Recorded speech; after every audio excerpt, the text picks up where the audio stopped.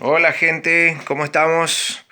En esta ocasión tenemos un forzador de aire de un BMW, de un 320, si no me equivoco. Bueno, tenemos un inconveniente de que está haciendo ruido, ¿sí? El forzador, el que nos tira el aire cuando el climatizador necesita sacar obviamente aire caliente o frío según la necesidad de nosotros.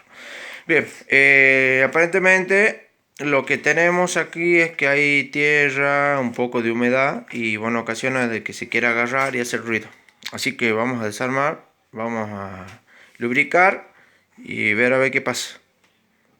Lo que vemos acá a primera vista es que tenemos suciedad, ¿sí? Así que bueno, vamos. Bueno, ya hemos procedido a sacar la tapita y acá a simple vista, sí, miren, a ver, no es muy bueno el zoom que tengo.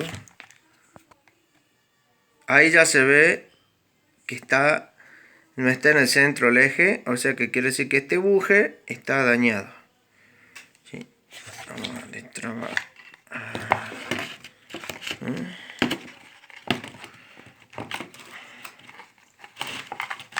Ahí está. Sí, está fusilada. ¿Sí? Ahí ven el movimiento que genera. Está destruido el buje. Así que bueno. Vamos a ver si conseguimos el buje ese o lo tendremos que fabricar.